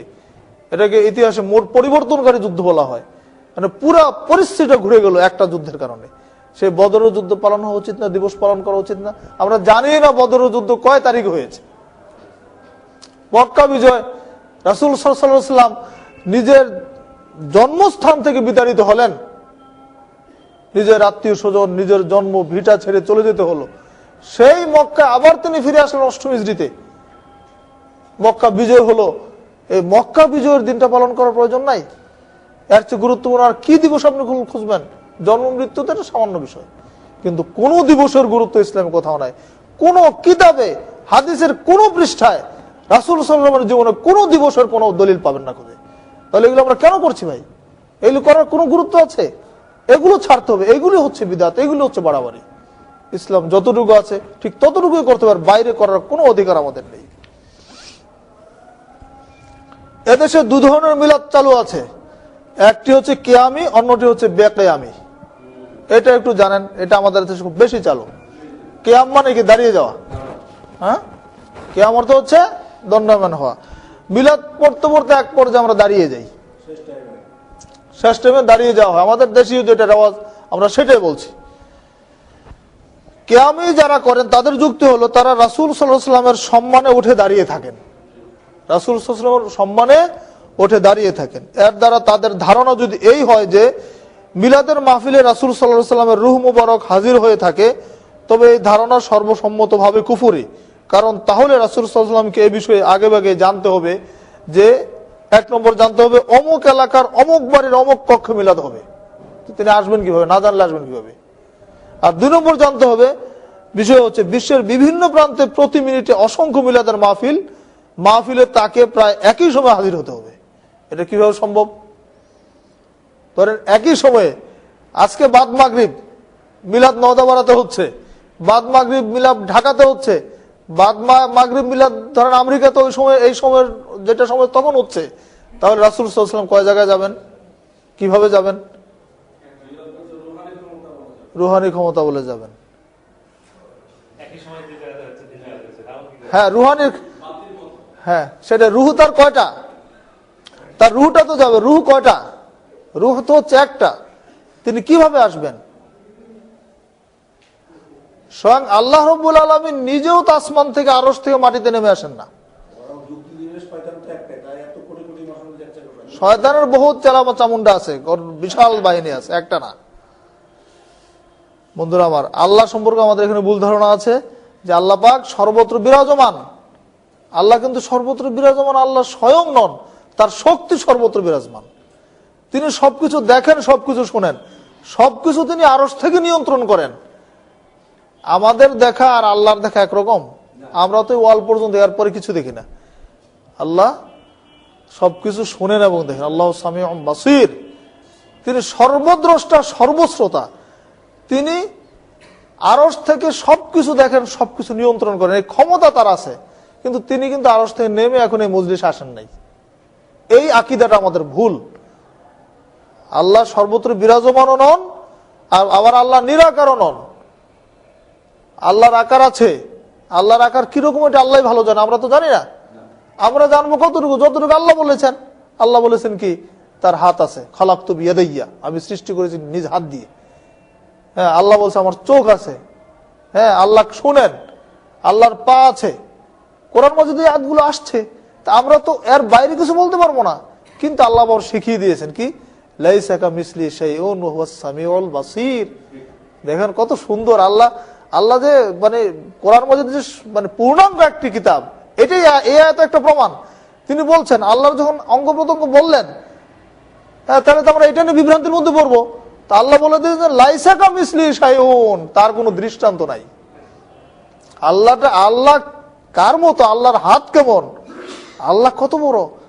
এই আসমান, 7 আসমান তার এক হাতে থাকবে, 7 জমিন তার আর এক হাতে থাকবে। তিনি বলবেন আমি বাদশা। আল্লাহু আকবার। এই জন্য তো আমরা বলি আল্লাহু আকবার, আল্লাহ সবচাইতে বড়। আমরা ক্ষুদ্র একটা পৃথিবী কোথায় কোনায় পড়ে আছে, তাই না? এই পৃথিবী, আল্লাহ পাকের এমন অনেক নক্ষত্র আছে যার আলো এখনো পৃথিবীতে আসেই নাই। আল্লাহু আকবার। তাহলে আমরা কি চিন্তা, আমাদের মগজে কতটুকু চিন্তা জায়গা হয়? সে আল্লাহকে বলছে আল্লাহ নিরাকার, শূন্য সত্তা, কিছুই নেই। এমনিতে সবকিছু হচ্ছে, শাশ্বত লৌহ বিধানের মাধ্যমে সবকিছু হচ্ছে। বন্ধুরা আমার, এই সমস্ত আকীদা থেকে আমাদেরকে দূরে থাকতে হবে। তাইলে কিয়ামি এবং বেকিয়ামি কোন মিলাদে হাদিস সম্মত না। মিলাদের মজলিসে রাসূল সাল্লাল্লাহু আলাইহি ওয়াসাল্লামের রূহের সম্মানে দাঁড়িয়ে যাওয়া, স্বয়ং আল্লাহ নবীর সামনে দাঁড়াতেও নিষেধ আসছে। কোন ব্যক্তির সম্মানে কোন ব্যক্তি দাঁড়াতে পারে না। একজন মানুষ আসবে আর একজন দাঁড়িয়ে যাবে, এটা ঠিক নয়। হ্যাঁ, তাকে এগিয়ে আনার জন্য সামনে যেতে পারবে, কাউকে কি বলা যায়, এটা সংবর্ধনা বলি আর মানে অভ্যর্থনা বলি, রিসিপশনের জন্য এগিয়ে যাওয়া যাবে, নিয়ে আসা যাবে, তাই বলে তিনি আসলে সবাইকে দাঁড়িয়ে যেতে হবে, এই সম্মানে দাঁড়ানোর কোনো বিধান ইসলামে নেই। শিক্ষকদের ক্ষেত্রেও না। হ্যাঁ, এটা আমাদের মাদ্রাসায় প্র্যাকটিস আছে, আমাদের শিক্ষকরা দেখবেন তারা ক্লাসে ঢুকে শিক্ষকরা সালাম দেয়, ছাত্ররা সালাম দিবে না, দাঁড়াবে না, শিক্ষক একা কম সংখ্যক মানুষ বেশি সংখ্যক মানুষকে সালাম দিবে, ছাত্ররা সবাই 100 জন ছাত্র 100 জন সালাম দিবে নাকি? তো 100 জনের সালামের জবাব কিভাবে দিবেন? একজন টিচার তিনি ক্লাসে ঢুকেছেন, তিনি সালাম দিয়ে ঢুকবেন, তিনি সালাম দেওয়ার মালিক আর ওরা পাওয়ার মালিক তখন। জি, ছাত্ররা বসে থেকে সালামের জবাব দিবে। মোবাইলটা বন্ধ করেন প্লিজ। Car mobile? আচ্ছা, তাহলে রাসূল সাল্লাল্লাহু আলাইহি ওয়াসাল্লামের সম্মানে দাঁড়ানো যাবে? যাবে না। আর মিলাদের মজলিসে একটা পৃথক চেয়ার রেখে, হ্যাঁ, কোন জায়গায় এটা রাখা হয় নাকি শুনেছি, আমি দেখি নাই, যে আলাদা একটা চেয়ার রাখা হয় যে এইখানে রাসূল সাল্লাল্লাহু আলাইহি ওয়াসাল্লাম এসে বসবেন। নাউযুবিল্লাহি মিন যালিক। আল্লাহ পাক বলছেন, ইন্নাকা মাইয়িতুন ওয়া ইন্নাহুম মাইয়িতুন, হে নবী মুহাম্মদ তুমি মরবে, তারাও মরবে। ইন্নাকা মাইয়িতুন ওয়া ইন্নাহুম মাইয়িতুন, নিশ্চয়ই তুমি মরে যাবে, মৃত্যুবরণ করবে। ওয়া ইন্নাহুম মাইয়িতুন, এই সমস্ত তারা সবাই মৃত্যুবরণ করবে। আল্লাহ বলছেন নবীকে মাইয়াত, আর আমি বলতেছি হায়াত, তাহলে কোরআনের সাথে ডাইরেক্ট সংঘর্ষ। আল্লাহ বলছেন মাইয়াত শব্দ ব্যবহার করলেন, আমি বলছি হায়াতুন নবী, তাহলে হায়াত শব্দ বলারই তো ক্ষমতা আমার এখানে নাই। এর আল্লাহ ডাইরেক্ট বলে দিয়েছেন ইন্নাকা মাইয়াতুন, তুমি মৃত্যুবরণ করবে, তাহলে আমি হায়াতুন নবী কিভাবে বলতে পারি? অসংখ্য আয়াতে আল্লাহ রাব্বুল আলামিন রাসূল সাল্লাল্লাহু আলাইহি ওয়াসাল্লাম মৃত্যুর কথাও বলেছেন। এই সমস্ত বিভ্রান্তি আমাদের সমাজে আছে ভাই, এই আমাদের এক শ্রেণীর আলেম ওলামাদের জন্যই আছে, আমরাই তো ভুল বুঝাচ্ছি আপনাদেরকে। এজন্যই ভুল বুঝে চুপ থাকা যাবে না, ভুলটা মানে শুনতে হবে, সব কথায় দলিল ভিত্তিক। হ্যাঁ, ফাসআলু আহলা যিকরি বিল বায়িনাতি ওয়াজ জুবুর, তাই না? ইন কুনতুম লা তা'লামুন ফাসআলু আহলা যিকরি ইন কুনতুম লা তা'লামুন বিল বায়িনাতি ওয়াজ জুবুর। হ্যাঁ, সূরা নাহলের 43-44 নম্বর আয়াত, আল্লাহ পাক বলছেন ফাসআলু আহলা যিকর, আহলে জিকিরদের কাছে তোমরা জেনে নাও, জিজ্ঞেস করো। আহলে জিকির কারা? যারা কোরআন হাদিস জানে, হাদিস কোরআন যারা বুঝে, যারা আলেম, তাদের কাছ থেকে জেনে নাও। যদি কুনতুম লা তা'লামুন, যদি তোমরা না জানো, কোনো বিষয় না জানলে তাদের কাছ থেকে জেনে নাও। কিভাবে? বিল বায়িনাতি ওয়াজ জুবুর, দলিল প্রমাণ সহকারে। আল্লাহ পাক শিখিয়ে দিলেন, কিন্তু জানবেন কিভাবে? মাসালা নিতে হবে দলিল প্রমাণ সহকারে, মুখস্থ মাসালা নিয়ে যাওয়ারও কোনো সুযোগ নাই। তাহলে প্রতিটা বিষয় কিন্তু আল্লাহ পাক কোরআনের মধ্যে এবং রাসূল সাল্লাল্লাহু আলাইহি ওয়াসাল্লাম হাদিসের মধ্যে আমাদের শিখিয়ে দিচ্ছেন। প্রশ্ন করলেও দলিল লাগবে, এজন্য আমরা এখন কথা বলতে গেলে নিজেরা আগে প্রস্তুতি নিতে হয় যে কথা যে বলবো দলিল ঠিক আছে কিনা। দলিল পেয়ে সেই দলিলের ভিত্তিতে আমাদেরকে বলতে হবে। যারাই এই দায়ীল আল্লাহ হবেন, আল্লাহর পথের দাওয়াতি কাজ করবেন, তাদের প্রত্যেককে দলিল নিজে বুঝতে হবে, আগে দলিল সহি হতে হবে, অতঃপর এটা মানুষের সামনে বলতে হবে। আর যদি না বলি তাহলে কি হবে? মান কাযিবা আলাইয়া মুতাআম্মিদান ফালিয়াতাবাওয়া মাকআদাহু মিনান নার। রাসূল সাল্লাল্লাহু আলাইহি ওয়াসাল্লাম বলছেন, যে ব্যক্তি আমার নামে মিথ্যা কথা বলবে, মান কাযিবা আলাইয়া মুতাআম্মিদান, যে ব্যক্তি আমার নামে মিথ্যা কথা বলবে, ফালিয়াতাবাওয়া মাকআদাহু মিনান নার, সেজন্য তার স্থানটা জাহান্নামে ঠিক করে নিল। নাউযুবিল্লাহি মিন যালিক। তাহলে রাসূল সাল্লাল্লাহু আলাইহি ওয়াসাল্লামের নামে যদি জাল হাদিস বলি, তাহলে কি জান্নাতে যাওয়া যাবে? আল্লাহ তুমি মাফ করো, আমাদের মুখ দিয়ে যেন কোনোদিন জাল হাদিস বের না হয়। যেটা সহি সেটা যেন আমরা বলতে পারি, সেটা যেন আমরা মানতে পারি। সম্মানিত উপস্থিতি, আমরা আলোচনা দীর্ঘায়িত করতে চাচ্ছি না, সময় অনেক হয়েছে। এই প্রসঙ্গে কয়েকটা জাল হাদিস আপনাদেরকে আমি শুনিয়ে দেই। মিলাদ অনুষ্ঠানে প্রচারিত বানাওয়াট হাদিস, এটা আপনাদের জানা দরকার। এই বইটা আপনারা প্রত্যেকে রাখবেন, 10 টাকা করে দাম, এখানে কিছু আছে, নিয়ে যাবেন। আগামী 4 তারিখে কিন্তু মিলাদ অনুষ্ঠান, এটা নিজে পড়বেন, দাওয়াতের সাথে আরেক ভাইকে দিবেন যে ভাই মিলাদ প্রসঙ্গটা বইটা একটু পড়ে দেখো। কারণ দাওয়াত দিলে আপনার এই দাওয়াত পেয়ে যদি একজন মানুষ একটা বাতিল আমল থেকে ফিরে আসে, তাহলে নেকিটা তো আপনি পাবেন। এই দাওয়াতের স্বার্থে আপনারা এই মিলাদের মৌসুমে এই মিলাদ প্রসঙ্গ বইটা আমাদের ইনশাআল্লাহ প্রচার করবেন। এখানে কয়েকটা হাদিস আসছে, জাল হাদিস। যেমন 1 নম্বর বলছেন, হে মুহাম্মদ আল্লাহ বলছেন আপনি না হলে আসমান জমিন কিছুই সৃষ্টি করতাম না। আল্লাহ পাক নাকি বলছেন হ্যাঁ আপনি না হলে আসমান জমিনের কিছু সৃষ্টি করে, এগুলো কিন্তু বলে আলেম ওলামারা মৌলভী সাহেবরা কিন্তু ওয়াজের মধ্যে এগুলো বলে, আপনারা জানেন। তারপরে বলছে 2 নম্বর, আমি আল্লাহর নূর হতে সৃষ্ট এবং মুমিনগণ আমার নূর হতে সৃষ্ট। আল্লাহ নবী আল্লাহ নূরের থেকে সৃষ্টি হয়েছে, আর আমরা সবাই নবীর নূরের থেকে সৃষ্টি হয়েছি, বানাওয়াট কথা। নূরে মুহাম্মদী হতেই আরশ কুরসি বেহেশত দুজক আসমান জমিন সবকিছু সৃষ্টি হয়েছে। দেখেন, নূরে মুহাম্মদী হতেই আরশ কুরসি, আল্লাহর আরশটাও যদি মুহাম্মদের নূর দিয়ে তৈরি হয় তো আর মুহাম্মদ তো আল্লাহর উপর দিয়ে চলে গেছে। নাউজুবিল্লাহ। এই সমস্ত কথা আছে, সমাজে চালু আছে। বেহেশত দুজক আসমান জমিন সব সৃষ্টি হচ্ছে এটা দিয়া। 4 নম্বর, আদম সৃষ্টির 70,000 বছর পূর্বে আল্লাহ পাক তার নূর হতে মুহাম্মদের নূরকে সৃষ্টি করে আরশে মুআল্লায় লটকিয়ে রাখেন। ভ্রান্ত কথা। 5 নম্বর, আদম সৃষ্টি হয়ে উপরের দিকে তাকিয়ে জ্যোতির্ময় নক্ষত্র রূপে মুহাম্মদের নূর অবলোকন করে মুগ্ধ হন। আদম আলাইহিস সালামকে সৃষ্টি করার পরে তিনি আসমানের দিকে তাকিয়ে একটা জ্যোতির্ময় একটা নক্ষত্র রূপে মুহাম্মদ সাল্লাল্লাহু আলাইহি ওয়াসাল্লামের নূর দেখতে পান। আচ্ছা বলেন, বাপকে আর বেটাকে? বাপকে আদম না বাপ মুহাম্মদ সাল্লাল্লাহু আলাইহি ওয়াসাল্লাম? হ্যাঁ, হিসাবে মুহাম্মদ সাল্লাল্লাহু আলাইহি ওয়াসাল্লাম হচ্ছে, কিন্তু বাস্তবে বাপকে আদম না। প্রথম সৃষ্টি করেছেন আল্লাহ কাকে? আদমকে। আদম থেকে করেছেন কাকে? হাওয়াকে। তারপরে আদম হাওয়া থেকেই সৃষ্টি শুরু হয়েছে, তারপরে হাবিল কাবিল এভাবে সৃষ্টি হতে থাকলো, তাই না? তাইলে প্রথম সৃষ্টি যখন তিনি মানুষ সৃষ্টির ইচ্ছা করলেন তখন তো ফেরেশতারা বাধা দিয়েছিল, সৃষ্টি করলেন প্রথম আদম আলাইহিস সালামকে। তাহলে আদমের ঘরের ঔরজান সন্তান হচ্ছেন মুহাম্মদ সাল্লাল্লাহু আলাইহি ওয়াসাল্লাম। তিনি কিভাবে বাপের আগে বাপ জন্ম নিয়ে সন্তান দেখতে পায়? অযৌক্তিক, মানে অবৈজ্ঞানিক কথা সব, এগুলো অযৌক্তিক কথাবার্তা সমাজ চালু আছে। এগুলো তো জাল হাদিস। মানুষ কিন্তু অতি ভক্তিরই হাদিসগুলি তৈরি করেছে। হ্যাঁ, যারা শিয়া তারা আলী রাদিয়াল্লাহু আনহুর পক্ষে এমন এমন হাদিস তৈরি করেছে, শুনলে দেখুন মেজাজ খারাপ হয়ে যাবে। মানে একজন সাধারণ মানুষও বুঝবে যে হাদিসটা যে জাল। আল্লাহ নবী নাকি বলছেন আনা মাদিনাতুল ইলম ওয়া আলী বাবুহা, নাকি আমি হচ্ছে ইলমের শহর মদিনাতুল ইলম, আর আলী হচ্ছে তার দরজা। তার মানে আলীর হয়ে আমার কাছে আসতে হবে। এর সমস্ত 12 হাদিস, এটাও জাল, 100% জাল। হ্যাঁ, এগুলি শিয়ারা আলী রাদিয়াল্লাহু আনহুর মর্যাদা বৃদ্ধির জন্য হাদিসগুলি বানিয়েছে। তাহলে 4 জন খলিফার মধ্যে আলী রাদিয়াল্লাহু আনহুর মর্যাদা কি বেশি না 4 নম্বরে হবে? তাই না? তার আগে তো 2 জন জামাই আছেন। আবু বকর রাদিয়াল্লাহু আনহুর মর্যাদা পাওয়া খুব কঠিন। আবু বকর রাদিয়াল্লাহু আনহু শ্বশুর, শুধু শ্বশুর নয়, তার হিজরতের সাথী, এবং সিদ্দিক উপাধি হয়েছে কেন? যখন মিরাজের ঘটনা শুনলেন, শুনেই তিনি বিশ্বাস করলেন, এই জন্য আবু বকর সিদ্দিক হয়েছে।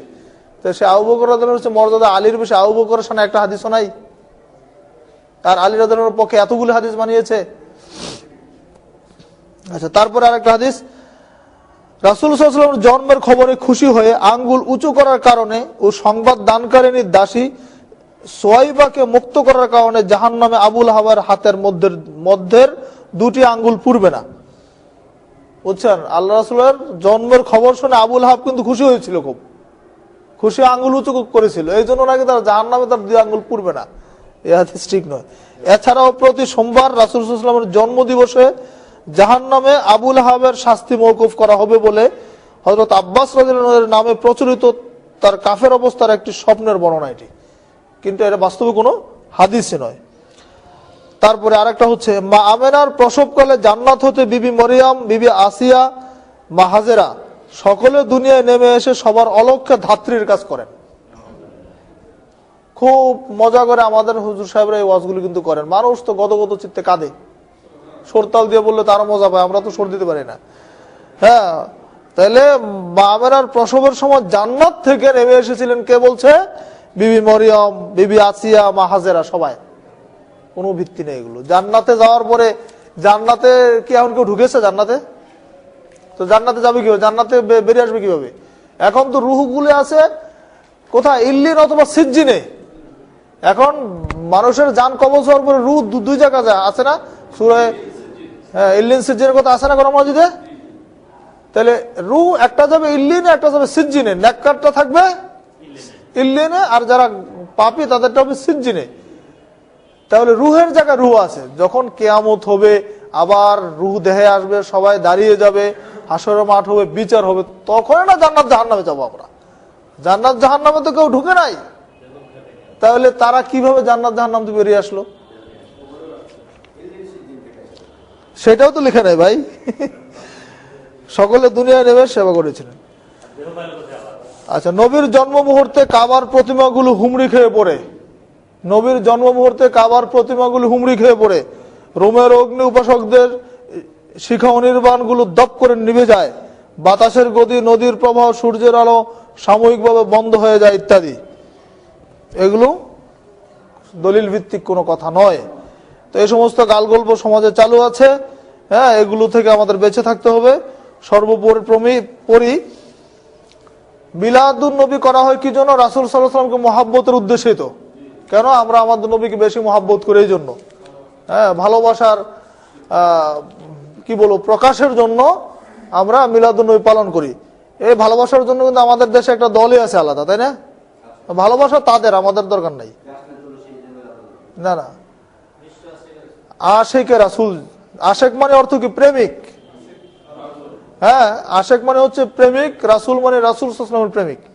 আশেক রাসূল মানে রাসূলের নবীর প্রেমিক যারা, তাদেরকে আশেকে রাসূল বলা হয়। তো এই নামেও মাশাআল্লাহ আমাদের দেশে সংগঠন আছে, দল আছে, এবং তাদের বিভিন্ন কার্যক্রম আপনারা দেখেন। তো প্রকৃত আশেক কারা? এই প্রসঙ্গে আল্লাহ পাক সূরা আলে ইমরানের 31 নম্বর আয়াতে উপস্থাপন করেছেন। আল্লাহ পাক বলেছেন, এই আয়াতটা বলেই আমি আমার আলোচনা শেষ করে দেব ইনশাআল্লাহ। আল্লাহ পাক বলেছেন, কুল ইন কুনতুম তুহিব্বুনাল্লাহা ফাত্তাবিউনি ইউহিব্বুকুমুল্লাহ। সূরা আলে ইমরান 31 নম্বর আয়াত। আল্লাহ বলছেন, কুল, হে নবী মুহাম্মদ সাল্লাল্লাহু আলাইহি ওয়াসাল্লাম, আপনি বলুন আপনার সাথীদেরকে, উম্মতকে বলুন, ইন কুনতুম তুহিব্বুনাল্লাহ, যদি তোমরা আল্লাহর ভালোবাসা পেতে চাও, ফাত্তাবিউনি, আমার আনুগত্য করো, আমার অনুসরণ করো। ইউহিব্বুকুমুল্লাহ, আল্লাহ তোমাদেরকে ভালোবাসবেন। ওয়া ইয়াগফির লাকুম যুনুবাকুম, তিনি তোমাদের পাপগুলোকে ক্ষমা করে দিবেন। আল্লাহু গফুরুর রহিম, তিনি ক্ষমাশীল, দয়াময়। এই আয়াতের মধ্যে একটা মৌলিক কথা বলে দেওয়া হয়েছে, রাসূল সাল্লাল্লাহু আলাইহি ওয়াসাল্লামকে ভালোবাসার নিদর্শন কি? নিদর্শন হচ্ছে একটাই, ফাত্তাবিউনি, আমার আনুগত্য করতে হবে, অনুসরণ করতে হবে। রাসূল সাল্লাল্লাহু আলাইহি ওয়াসাল্লামকে ভালোবাসা মানে তার অনুসরণ করা, মুখে মুখে মহাব্বত করা, শুধু তার প্রেম প্রকাশ করা, তাকে ভালোবাসি, মহাব্বত করি, কিন্তু তার নির্দেশ মানি না। তার নির্দেশ মতো সালাত পড়ি না, সিয়াম রাখি না, হজ করি না, যাকাত দেই না, সামাজিক যত কাজ বা অন্যান্য ধর্মীয় যত কাজ আছে আমি কোনোটাই করতেছি না। তার সুন্নাত নাই, তার সুন্নাত মতো চলছি না, তাহলে তাকে কি মহাব্বত করা হবে? নিশ্চয় না। মহাব্বতের অর্থ তো আমাকে দেখাইতে হবে। মহাব্বত তো সেটা কাজে পরিণত করতে হবে। আমি আমার আব্বাকে বলি, আব্বাকে খুবই মহাব্বত করি, কিন্তু তার নির্দেশ মানি না, তাহলে বাপ কি খুশি হবে নাকি? বাপকে তো মহাব্বত করা হলো না। বাপ বলে এটা করো না, আমি ওইটাই করি। বাপ বলতেছে এই কাজটা করে আসো, আমি ওইটা করি না। পিতার নির্দেশ মানছি না, অথচ বলতেছি পিতাকে খুব ভালোবাসি। এটা পিতার সাথে এক ধরনের প্রতারণা। রাসূল সাল্লাল্লাহু আলাইহি ওয়াসাল্লামকে মহাব্বতের নিদর্শন হচ্ছে ফাত্তাবিউনি, আমার আনুগত্য করবে। নবী প্রেমের একটাই নিদর্শন, সেটা হচ্ছে তার আনুগত্য করা। তিনি যা করেছেন তাই করতে হবে, তিনি যা বলেছেন সেটা মেনে নিতে হবে, যা নিষেধ করেছেন তা ছেড়ে দিতে হবে। ইমাম মালিক বিন আনাস রাহিমাহুল্লাহ তার কবরকে আঙ্গুল দেখিয়ে কবরের দিকে ইশারা করে বলেছিলেন, ওমা মিন আহাদিন ইল্লা ওয়া মাখুযুম মিন কালামিহি ওয়া মারদুদুন আলাইহি ইল্লা সাহিব হাযাল কবর। পৃথিবীতে এমন কোন মানুষের আগমন ঘটে নাই যার প্রতিটি আদেশ গ্রহণযোগ্য আর প্রতিটি নিষেধ বর্জনযোগ্য, ইল্লা সাহিব হাযাল কবর, এই কবরবাসী নবী মুহাম্মদ সাল্লাল্লাহু আলাইহি সাল্লাম ব্যতীত। সুবহানাল্লাহ। তাহলে একজন মাত্র যার আনুগত্য করতে হবে, অনুসরণ করতে হবে, তিনি হচ্ছেন নবী মুহাম্মদ রাসূলুল্লাহ সাল্লাল্লাহু আলাইহি ওয়াসাল্লাম। অতএব বন্ধুরা আমার, ঈদ মিলাদুন নবী প্রসঙ্গে আমরা আজকে যা শুনলাম, যা জানলাম, এটা আমরা নিজেরা তো জানলাম, এবং আমরা আমাদের অপর ভাইদেরকে, যারা সাথী ভাই যারা জানে না, তাদেরকে জানাইতে হবে। যে এই অনুষ্ঠানটা ইসলাম সম্মত কোনো অনুষ্ঠান নয়, ঈদে মিলাদুন্নবী শরীয়ত সমর্থিত কোনো অনুষ্ঠান নয়। এটা 604 হিজরিতে অথবা 625 হিজরিতে ইরাকে চালু হয়েছে। একজন গভর্নর আবু সাইদ মুজাফফরউদ্দিন কুকুবুরি তিনি এটা প্রথম চালু করেছেন। কাজে এটা শরীয়তের কোনো অনুষ্ঠান নয়, এই অনুষ্ঠান করা যাবে না। এই দিন উপলক্ষে কোনো কর্মসূচি আমাদের থাকবে না, সাধারণ যেরকম দিন এরকমই থাকবে, এই জন্য বিশেষ কিছু নয়। আমরা রাসূল সাল্লাল্লাহু আলাইহি ওয়াসাল্লামের জীবনী আলোচনা করলে, সিরাত আলোচনা করলে আমরা যে কোনো দিন করতে পারি, আজকেও করতে পারি, তো বিশেষ দিনটাকে উপলক্ষ করে নয়। যখনই আমরা বিশেষ দিন ধার্য করে নেই তখন এটা শরীয়তের মধ্যে ইবাদত হিসাবে একটা নতুন দিন হিসাবে যোগ হয়ে যায়। আর এটাই হচ্ছে ক্ষতির কারণ, যে শরীয়তে নতুন কিছু সংযোজন করা যাবে না, করলে সেটা বাতিল হয়ে যাবে। অতএব আসুন আমরা সকলে সত্যিকার অর্থে পবিত্র কোরআন এবং সহিহ হাদিস অনুযায়ী আমাদের সার্বিক জীবন গড়ে তোলার চেষ্টা করি। আল্লাহ রাব্বুল আলামিন আমাদেরকে সেই তৌফিক দান করুন, আমিন। আকুলু কাউলি হাদা ওয়াস্তাগফিরুল্লাহ লি ওয়া লাকুম ওয়া লিসাইরিল মুসলিমিন। আসসালামু আলাইকুম ওয়া রাহমাতুল্লাহি ওয়া বারাকাতুহু।